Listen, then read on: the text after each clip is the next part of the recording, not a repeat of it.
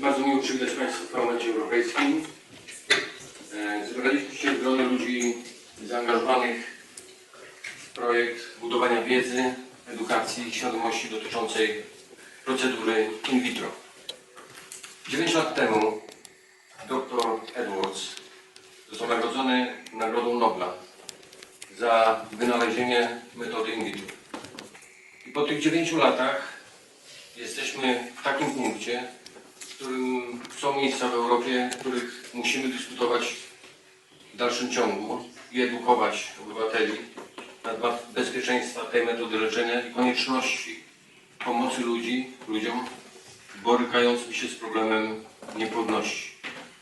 Mamy miejsca w Europie, w których powtarzane są często publicznie absolutnie nieprawdziwe tezy dotyczące zagrożeń, jakie niesie za sobą metoda in vitro. Padają słowa, które stygmatyzują dzieci urodzone metodą in vitro. Padają także słowa, które stygmatyzują rodziny i rodziców dzieci urodzonych metodą in vitro. Ja miałem taki zaszczyt, pełniąc funkcję ministra zdrowia w Polsce, podpisania programu in vitro, programu dofinansowania ze środków publicznych metody in vitro. W latach 2013-2016 w Polsce urodziło się dzięki temu programowi ponad 21 tysięcy dzieci.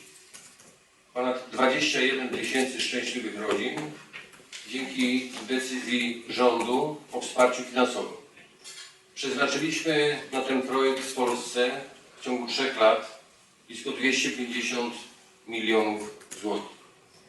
Myślę, że jesteśmy w takim momencie, w którym też trzeba powiedzieć jasno, że między innymi w Polsce ten program dzisiaj jest dla obywateli już niedostępny decyzją aktualnej ekipy rządowej.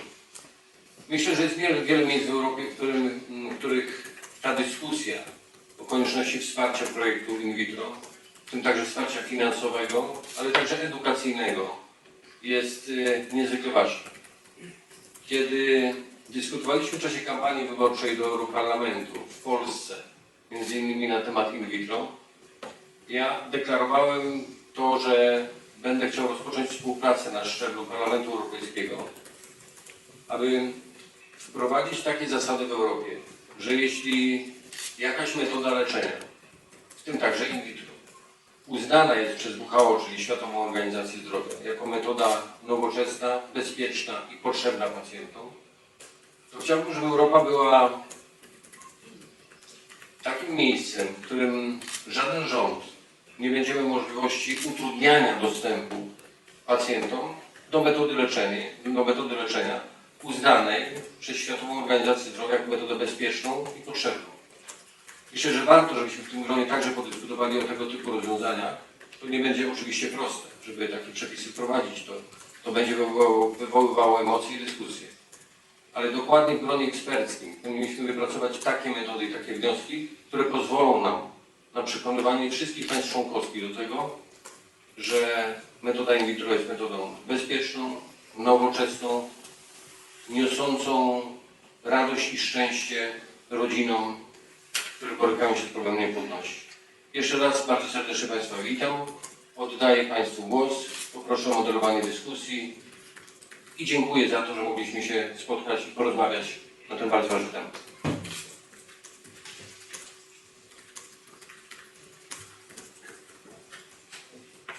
Thank you, MEP Arłukowicz, that opening, and I think that all of us around the table here today can agree the importance of opening up this conversation so that those taboos that do still exist, unfortunately, can begin to change. I suppose is sort of part of the theme of Fertility Europe's campaign for European Fertility Week this year, Talk Fertility. So we definitely want to open that conversation with young people, people who are considering having children, and policymakers to talk fertility. My name is Harriet Barr, and my role here today will be very minor, simply to introduce the different speakers we have and moderate the Q&A session later on. So I'd like to first introduce the different speakers we have. Christina Magli the chairman of ESHRE, the European Society of Human Reproduction and Embryology. Thank you for joining us from Italy this morning. We then have Claudia Cotti, who is the Vice Chair of Fertility Europe and will be providing a patient perspective this morning. Sat next to her, we have Stefan van der Spiegel from DG Santé. Obviously, Satu as well. Satu, I will pronounce your name wrong. I always do, but I apologize in advance. Rautakayo Hokana. Perfect. The Chair of Fertility Europe, who will open this morning's session. And last but very much not least, Dr. Joyce Harper, Professor of Reproductive Science at the Institute for Women's Health, University College London. So Satu, over to you. Thank you, Harriet. Thank you, Mr. Arłukowicz. First of all, I would like to thank Mr. Arłukowicz for his kind support to make this event happen. I would also like to express Fertility Europe's gratitude to all our supporters who have helped to make the European Fertility Week possible. Next slide. Thank you. European Fertility Week is an awareness-raising week which looks to promote and encourage individuals across Europe to acknowledge fertility struggles and challenges in the region. Fertility Europe aims to build a collaborative and open space where European infertility issues are discussed openly. We want to build a platform where transparent and democratic principles will not only educate those that are affected, but impact the discussion nationally and on the European level. This week is the 4th European Fertility Week. During previous years, we have been talking about the stigma of infertility, the 40 reasons of infertility, and the happy birthday, which we sometimes take for granted. After discussing these themes, Fertility Europe and its member associations thought that even though we speak on behalf of people facing infertility, shouldn't we also worry about the apparent missing knowledge of why infertility is an increasing problem? Do people even know what affects their fertility? More and more people face infertility, and the birth rates are going down in Europe. Could we do something to make people more aware of their fertility and to help them to take care of it? Okay, thank you. Before the week, we made a short quiz about fertility and shared it 3 weeks ago around Europe. So far, we have received about 1,700 replies. In the quiz, we had 12 quite simple questions about what kind of life choices may impact your fertility, what you know about age and fertility, or what you could do or what you should not do regarding your fertility. The answers reveal some things that we were already expecting to hear.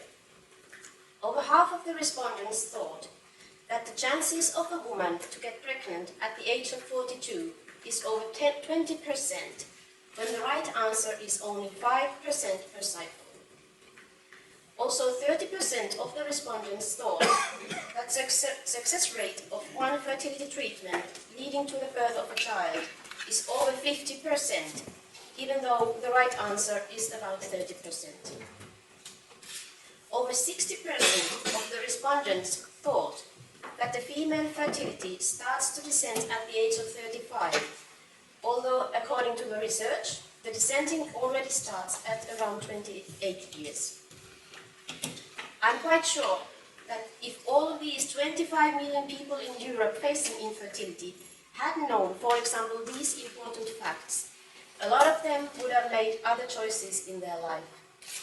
Maybe they would have started to think and plan about having children earlier, or maybe they hadn't put their hope on fertility treatments as a guaranteed way to have children. We are teaching our children how not to get pregnant, and that is, of course, what we should tell them. But Fertility Europe thinks that we should also tell our children how to make sure that when the time comes for them to want to have children of their own, they are also able to do so. We should educate them to know that the choices you make today will have an effect for tomorrow, and we should give them the tools for it. This education should start as soon as you are able to understand its impact and should continue as an open conversation with healthcare professionals. The educators should be teachers, nurses and doctors in the schools, but also the parents. We need the common knowledge of fertility to all. This way, we can ensure that all individuals are in full control of the choices they make about their future family. My fertility, my future, my family. Thank you.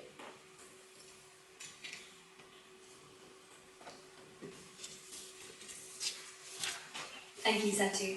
I think that we can all agree that education is a powerful tool that we have here in Europe, and that being able to make informed choices about our future is something that should be accessible to everyone. And on that note, I'll pass the microphone over to Christina Maggi. Okay, thank you. Can I have the slides? Okay, thank you so much. Good morning, and thank you for the invitation and for you to host us here. It's a great initiative. I'm here on behalf of the European Society of Human Reproduction and Embryology that you just mentioned was founded in 1995 by Bob Edwards. As the co-father of the first test tube baby. And since then, we have more than 8 million babies born so far, making a huge number of families happy, as you mentioned. So I think this is extremely important to keep in mind, because these people, this couple, otherwise, without IVF, wouldn't have the possibility of having their own child. This is the mission of our society, nothing to read. I mean, it's very proud of this, it's very busy, this slide, but I just want you to know that for accurate scientific research is extremely important, because we want to learn. If we learn how a biological process leads to the formation of an embryo, to the establishment of a pregnancy, to the birth of the baby, so we can, from one side, to have infertile patient, but from the other side, we can also prevent a condition of infertility. And it's important that we disseminate all our information, our experience, not only to professionals, but also to the general public, to patient associations, and to policymakers. How do we make our mission to become a reality, to put in action? I want just to mention 3 points here today: awareness, prevention, and quality of care. I was asked the question if we think that patients still see the issue of fertility as a taboo. The answer that I can give to you, it comes from the word of Michelle Obama. She had an interview. She was really talking about her 2 children conceived by IVF. It was a very natural interview, natural words that she said. But what impressed me was the way she spoke about her experience of disappointment, failure, feeling guilty, because she didn't know that miscarriages were so common. She said, nobody told me that. Nobody mentioned that miscarriage is a common event in a woman's lifetime. So this is precisely what we have to do. We need to promote fertility awareness. We need to talk about fertility potential and infertility as we talk about every other issue in life. And this is true from school nurses and teachers to healthcare professionals to parents. We talk so much about lifestyle, right? We talk so much about having healthy food, making sport, to have a better life, to live longer, to be less exposed to diseases. But fertility still remains a little bit in the clouds.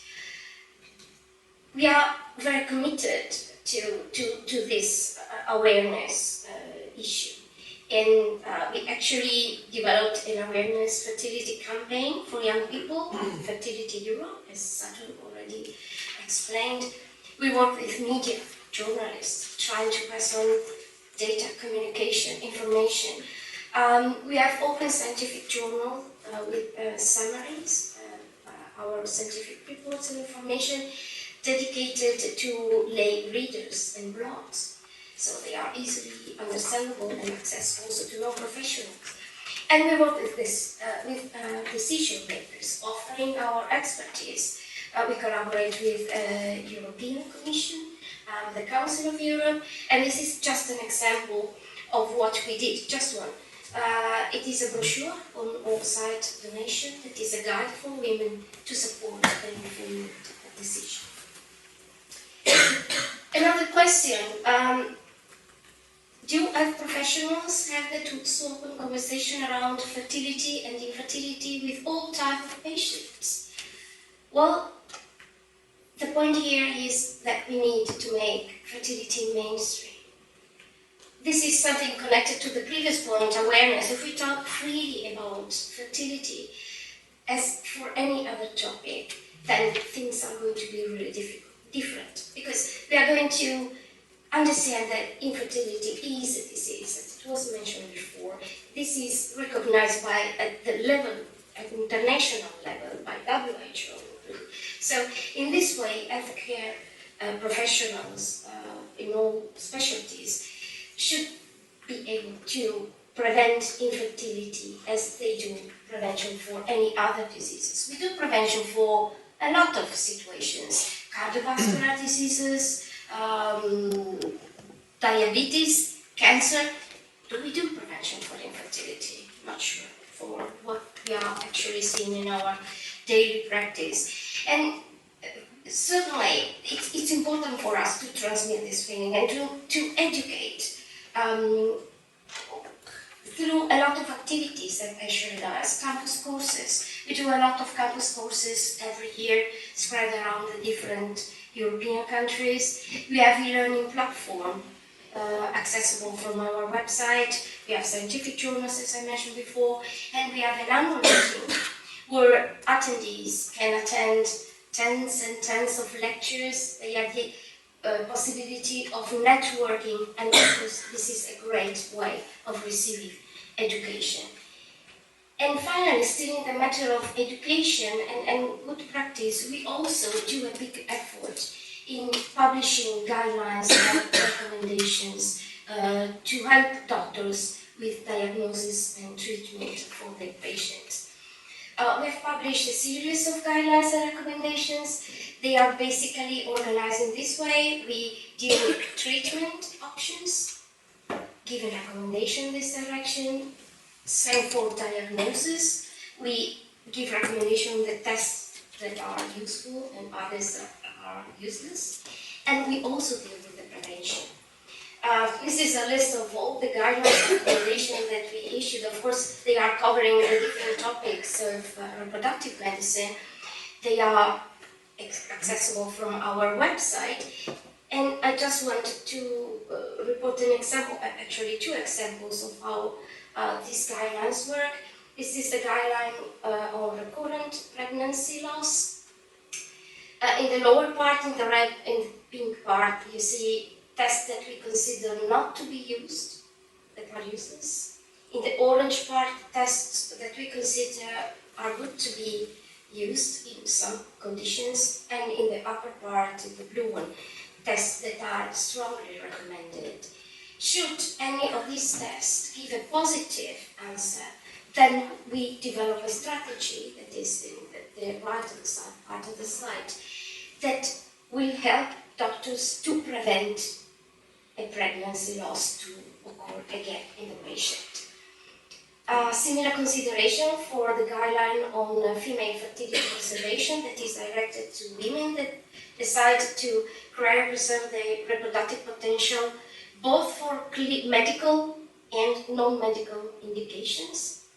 So we gather all the information available regarding the organization of care and especially on the provision of the correct information to support a a decision making. And again, this is a scheme of how the guideline is organized. Here there is also the inclusion of the storage techniques. This is very technical, but anyway, the storage techniques that are clinically recognized, already clinically accepted, and those that are still at an experimental level, meaning that we are still collecting information to be sure that they are the right techniques to be performed.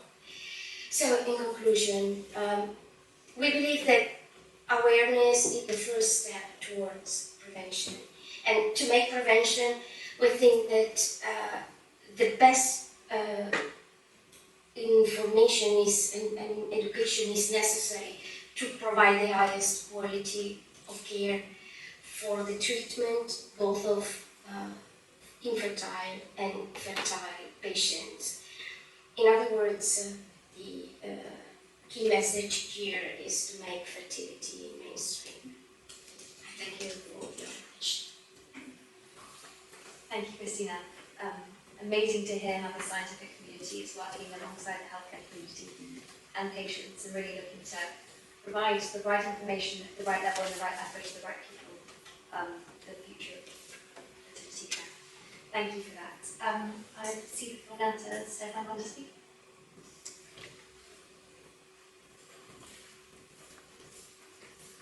Thank you, and thank you for this invitation to this important event.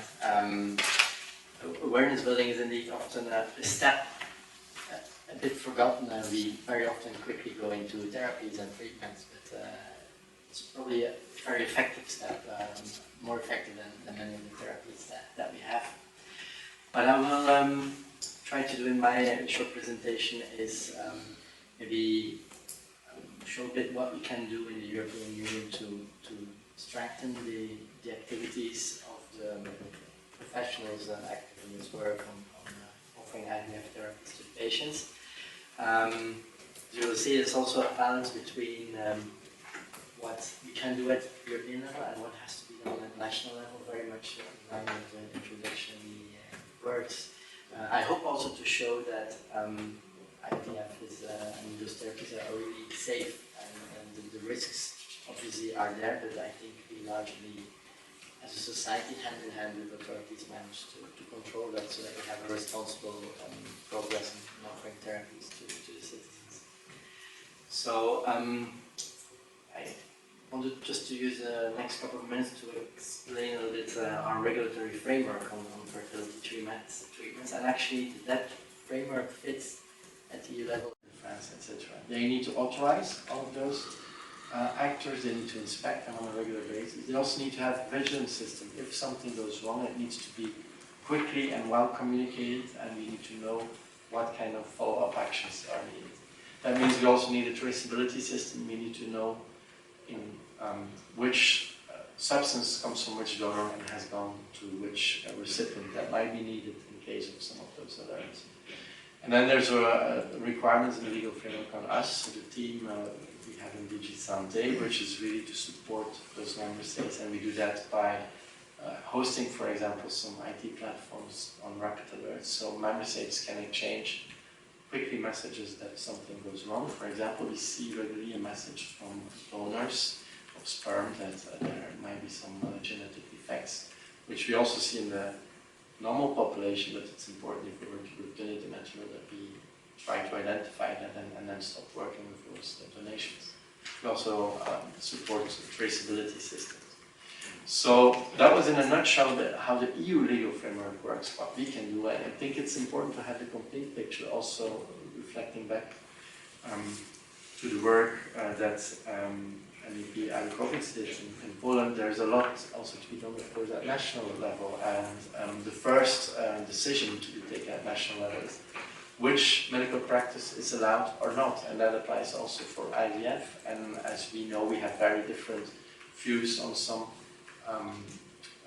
key essential views in society in different countries, whether an embryo is already considered life, human life or not. That will make some impact also on the what is allowed in a certain country. We have countries where we can freeze embryos, surplus embryos. There are countries that have more difficulties with that. We, as European Commission, we respect those different choices. It's very important that we as Commission, we do not intervene in those decisions. We really believe those kind of ethical decisions have to be made and need to be fostered in good local views on what the member states believe. However, what we do expect, if a practice is allowed, if it is organized to have certain IVF practices in a country, then we expect them to be organized in line with the safety and quality rules that we have laid down in the European Union legislation.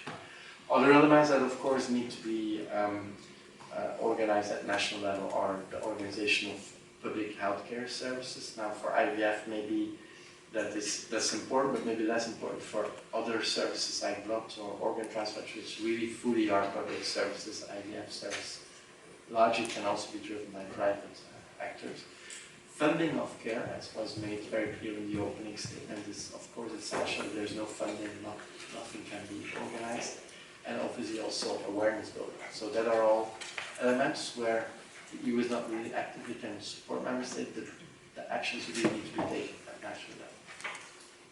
So then just to end, just looking forward a bit, I want to take this occasion to mention you that actually we have just evaluated our legal framework on in vitro fertilization, which is on tissue cells, and it's in place since 2004, so we believe that it was time to have a look to see, has it done the job of safety quality, is it still fit for the future? And there are a couple of findings that come forward. I think the overall message is yes, it is doing the job. We have good, safe, high quality therapies in the EU, but there are quite some concerns looking forward, and I will just show a couple more of them. So this is here just to say that safety quality is overall good. On the left top hand, you see our report. We have an annual report on serial adverse reactions, so that means what goes wrong in patients with those therapies. And you see we only have 1 in 10,000 patients that has a serious problem from following a therapy with tissue cells, and that's much higher than IVF. That's also including bone marrow transplants or replacement tissues. So some of the messages, however, we see there are a lot of changes in the sector, and on the top left you can see changes. On the one hand, a lot of epidemiological diseases that are of concern for us: West Nile virus, hepatitis, malaria, Zika. There are all diseases that can come to also contaminate the donors of those materials and have an effect on the patients. And there's a lot of new technologies, of course. In 2004, we hardly worked with cryopreservation. Now I think it's a standard practice, and it really has an impact on the outcome. But we also need to understand what it means for safety quality. The problem we have a bit is that our EU legislation is the same kind of approach or tools we have, like if we want to regulate the environment or car manufacturing. So it's a bit static and rigid as rules. It's not so easy to amend them. Fortunately, we have expert bodies who give regularly new advice on how to organize those practices. One is the European Centre for Disease Controls. When there is a new outbreak that is of concern, they often make very quickly a plan of preparedness for the sector. And the second is the Council of Europe's work on guides and quality safety of blood tissues therapies, and they are very often updating those guides, so we can keep quite up to date. Thanks. Another topic that came up is that we have a lot of measures in place to protect the recipients, but we miss sometimes to protect some other donors is one category, and I think looking to the IVF sector. Okay, I will add one more slide after this. Sorry. Donors is the, I think, important for donor protection for gamete donors of egg cells, which is quite invasive for young women, and also offspring. So we see there are genetic effects sometimes in the recipients. One last effect, but or another message I can be very quick, is that we really need to think forward very well on how if new technologies come up, how we will handle them under different legal frameworks and make sure we get good data back from them. So, sorry if I was a bit long, but I just wanted to give you the picture of where we are, but also where we think to go. Thank you, Stefan. I'll briefly pass the call back to Tak, ja chciałbym się odnieść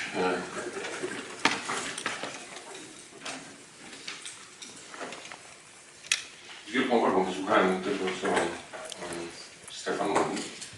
Cieszę się, że Komisja jest aktywna w pewnych sferach dotyczących transplantacji, pobierania tkanek narządów, ale może warto przy okazji tego naszego dzisiejszego spotkania podkreślić to, że być może między innymi w temacie in vitro rola Komisji mogłaby być większa, bo sam Stefan podkreślił, że ta rola jest w pewnym zakresie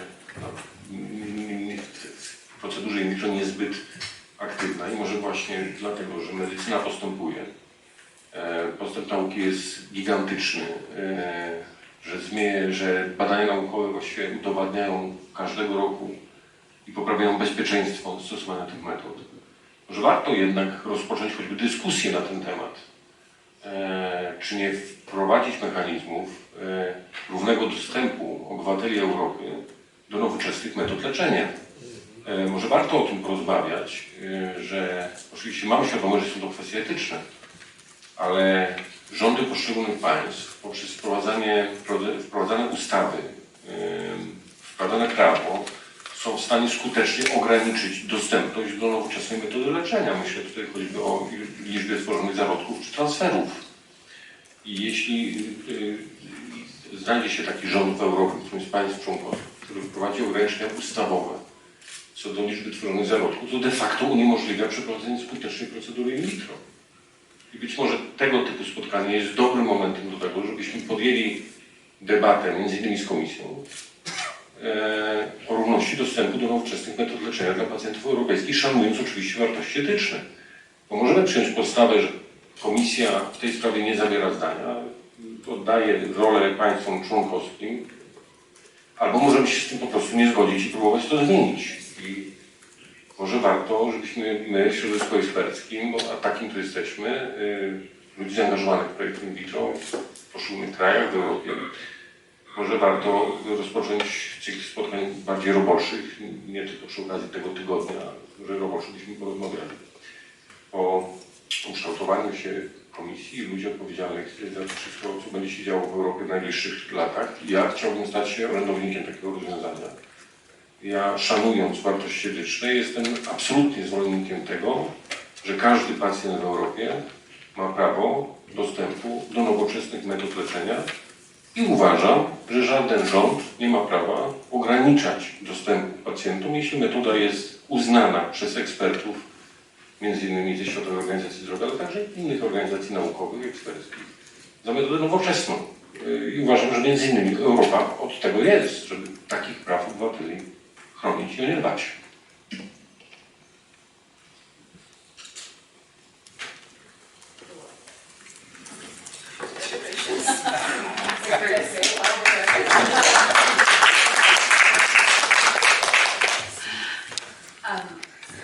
I think that was quite well received by many in the room. Stefan, we're okay on time, so if you'd like a couple of minutes to quickly respond to that, that's fine. Otherwise, over to Nathan. Very great. Thanks for your message. I think it's an important message. Unfortunately, it's a message we have in many therapies that acts as an equal across the European Union. And here there's this additional dimension of the ethical questions. So it would be good to have those dialogues, but if you have those dialogues, it's really important to get all the member states at it also, because in the end, it's them who need to take action, even if that action could be saying the European Union can and should do something more. It needs to initiate from them like any rights. But however, is maybe easier possible, and we really should be able to work, and is to show that those therapies are of good safety quality and to provide trust in them. So also to make sure there can be no stigmas on children from those therapies because of those kind of points. And that we have a mandate on safety and quality, and it is possible to strengthen those frameworks, and that's something really we as Commission hope and think to actively work on. Thank you. I think one of the points that was in your presentation as well was the facilitation of innovation, which I think is something that everyone can agree is incredibly important, looking at prevention of infertility through to awareness raising and treatment. So now I'll pass the floor over to Claudia. Thank you very much. My name is Claudia. I'm a patient and I'm a former patient. I would like to give you today a better insight of the patient's perspective into this issue and why, regardless of the fact that we're talking about infertility in the first place and IVF as such, why fertility awareness is very important and crucial for the next generations to come. Just one short sentence maybe to the situation to Poland, coming from Croatia. I really know how the situation is in countries with restrictive laws. We had that situation from 2009 until 2012, and we still feel the consequences of these restrictions, even though we don't have this restrictive law anymore. And I'm pretty sure that Italy has the same problems with it. The consequences are still visible, I suppose. So, my presentation is, if only we knew from a patient's perspective. Can I have the next slide, please? I'm sorry. Oh. My name is Claudia, as I said. I'm from Croatia, and I'm in a relationship for 25 years now, and I've been married for 16 years. And thanks to IVF, we are parents of 3 children. Please meet Corina, Katja, and Gregor. I'm an activist, and I strongly believe that the world must become a better place to live. And this is why I'm volunteering, not only in my country, in Croatia, where I do volunteer for 10 years now, in the Patients Association called Roda, but I also volunteer for the last 3 years in Fertility Europe very actively, now as a vice chair. I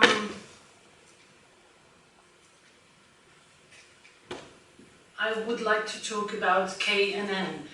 KNN just stands for 2 people who met each other, young people who finished university, were 25 years old. They enjoyed their independence life, they looked for economic security, of course, and they had a career to follow. Only a personal tragedy triggered the wish to become a parent. Then the couple was trying to conceive spontaneously for quite a long time. And then it took quite a long time to have all the exams you need to go through before go further to any kind of medical treatment.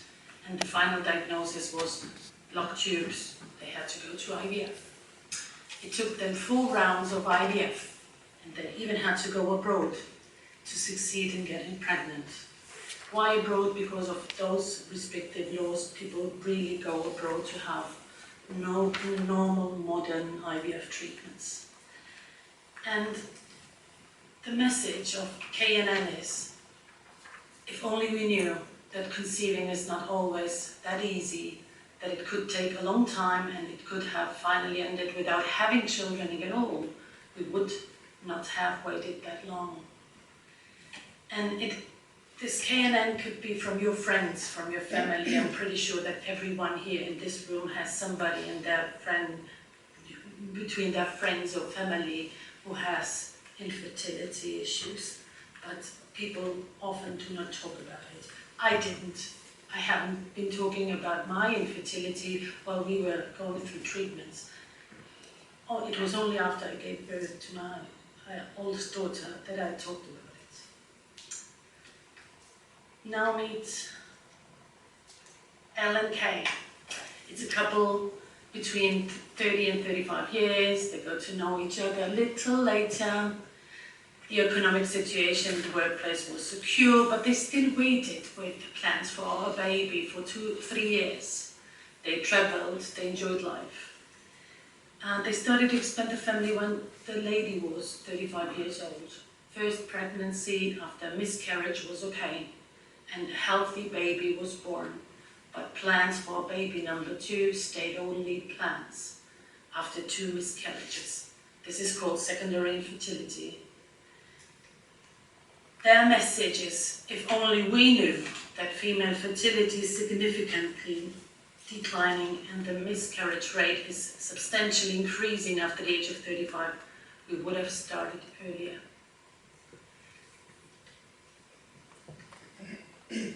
Meet Jade and Em, a very young couple under 25 years. They're really young, but they would like to have a baby, and they are wanting a baby for quite a long time. There are some known issues with polycystic ovaries, but the GYN told the lady not to worry as they were both very young. Sometimes the doctor said, it takes just time, please be patient. And they waited, and they tried for 6 years before they found out that he has azoospermia meaning very little. No seeds. Sperm donation abroad was necessary to achieve pregnancy in this case. And their message is, if only we knew that male infertility is so common and makes up for as much as 50% of all causes of infertility, we would never have relied on my GYN and his "don't worry" and "you're still young" explanations. Meet S. S is a single woman. She's 44 years old. She's wanting a baby for the last 5 years, but there's no partner around to expand the family with. Sperm donation is necessary, and also egg donation, as she's quite in a high age meanwhile, which is quite expensive. She's still hesitating, as the child would not have the genes from the mother. Her message is, if only I knew about egg freezing and had the chance to freeze my eggs while I was young, I would have had a chance. Meet T and B, a couple approaching their 40s. First, it was male infertility, oligoastenospermia, a couple of ICSI treatments without pregnancy, unfortunately. The number of eggs retrieved after stimulation decreased with each treatment. Being 44, she changed the clinic and found out she had myomas, which made implantation impossible. After her surgery of the myomas, they gave up without even having tried IVF with donated gametes, infertility treatments. Their message is, if only we knew, we would have changed doctors sooner. These are all really from my life, friends and people I met during the last 10 years. And why fertility awareness is so important? Why do we think so? 25 million people in Europe are facing infertility at the very moment. Fertility rates are shrinking dramatically in Europe. Some of the current patients might have been prevented, but we never seriously tried with prevention and never seriously tried with fertility awareness. So this is why I think, and I'm talking in the name of all patients and future patients, cooperation of all stakeholders is needed to put fertility awareness on the European plate, meaning also the European Commission, of course, for us and for the future generations to come. Thank you. Thank you, Claudia. It was a touching presentation for everyone in the room. I think you're right. Most people do know or have been touched by fertility and fertility issues in some way in their life. And seeing those, the wide range of different experiences of fertility and infertility, I think it's really, the conversation you all are having gathered as experts here today is really important. And I think it's a perfect segue through to introducing Dr. Joyce Harper and the work she's doing to raise awareness. Thank you, and it's a real pleasure to be part of this discussion this morning. So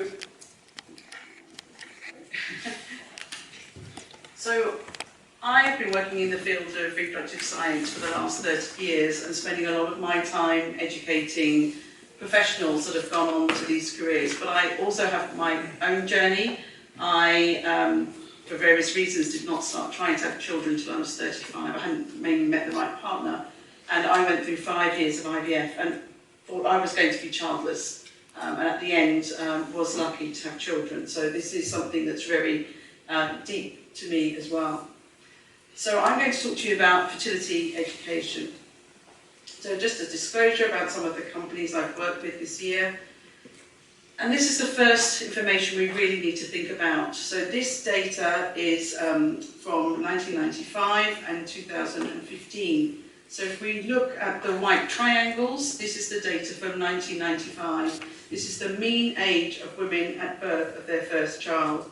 And we can see that in every country examined there, the blue bars from 2015 clearly show that the age women are having their first child has increased unanimously in every country.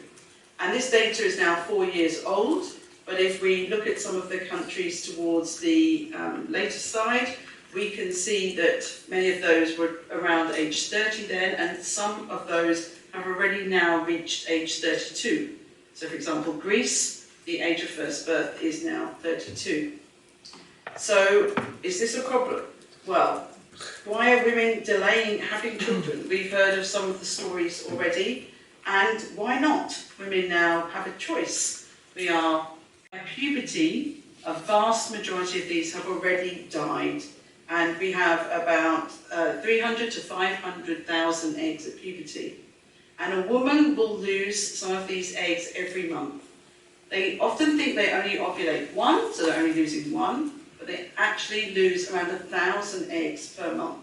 And by the age of 37, 90% of these eggs will be gone. And by menopause, all the viable eggs have gone.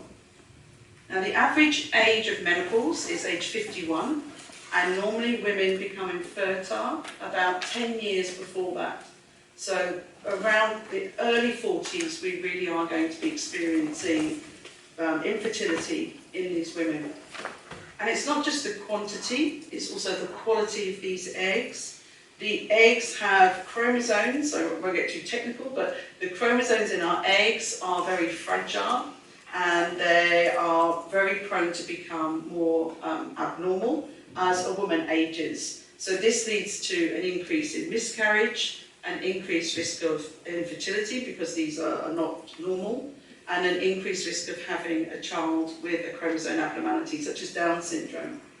So reproductive scientists have always referred to this graph that we see, and we see the age of the women at the bottom, and we see their fertility going down with age and the rate of spontaneous miscarriages because of chromosome abnormalities going up. And the key age is age 35. So evolution has not kept up with feminism. We are delaying having children and leaving a very small window of chance to have a family. And if we look at total fertility rates, they are decreasing globally. So in the 1950s, we can see in this graph that the total fertility rate, which is the number of children an individual woman would have, and it was around 5 children per woman, and now it's around 2.5, and this graph goes into the future. And in the EU, when I was young, we used to talk about 2.5 children per couple, but now in the EU, the average is 1.6, and we can see a number of countries there that it's 1.3. And in the UK, we have 20% of women who are childless. Some will be by choice, but the majority of these are by circumstance. And we've done some research listening to the stories of these women, and it's something that many of them have never got over in their life. So in the UK, we have set up in 2016 a fertility education initiative. This is our website here. It was done by myself, I'm a scientist, Adam Balen is a clinician, and Jackie Boben is a psychologist. And we got together with various key partners in the UK, including the Royal College of Obs and Gynae and the British Fertility Society, and we wrote a paper to let people know what we were aiming to do. We have made 2 animations that we've shown there that are on YouTube. We've done some work with these 2 amazing women, Jessica and Gabby, who run something called Fertility Fest. They both had their own fertility journeys, successfully and unsuccessfully, and they are artistic directors that work with the arts to help educate people about fertility. But our biggest important event that we did is that up until this year, the word fertility did not appear in any UK curriculum. And the Department for Education had a consultation document, and we told them the important need for fertility education, and we now have these words about the need to educate about fertility and reproductive health in our UK national curriculum.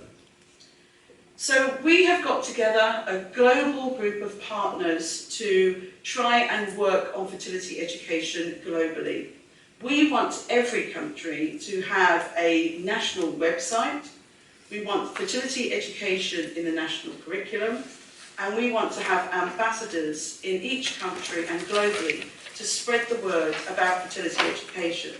So we have started by launching our fertility education poster that you all have a copy of. And this group of partners you see at the bottom have been working together in this. There are 6 countries that have fertility education websites.